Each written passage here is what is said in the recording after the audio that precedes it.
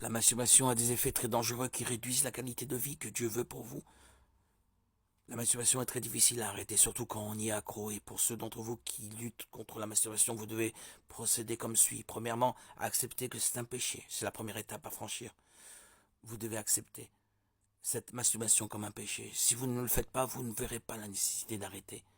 Deuxièmement, sachez qu'il n'y a rien que Dieu ne puisse faire, aussi difficile soit-il. Jérémie 32, verset 27 dit « Voici, je suis l'Éternel, le Dieu de toute chair. Quelque chose est-il trop difficile pour moi? Dieu est capable de vous aider. » Troisièmement, identifiez vos déclencheurs et travaillez sur eux. Matthieu 5, verset 27 à 30 dit « Tu ne commettras pas d'adultère. Mais moi, je vous dis que quiconque regarde une femme avec convoitise a déjà commis un adultère avec elle dans son cœur. Si votre œil droit vous fait trébucher, arrachez-le, jetez-le. Il vaut mieux que vous perdiez une partie de votre corps plutôt que tout votre corps soit jeté en enfer. Et si ta main droite te fait trébucher, coupe-la et jette-la. Il vaut mieux pour toi perdre une partie de ton corps que d'aller en enfer, tout ton corps. Cela ne signifie pas que vous devez réellement couper ces parties de votre corps. Cela signifie simplement que si une partie de votre vie vous amène à pécher, elle doit être réglée.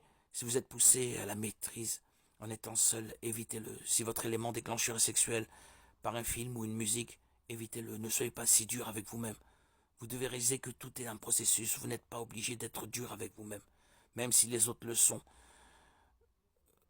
ne vous ont pas fait avancer.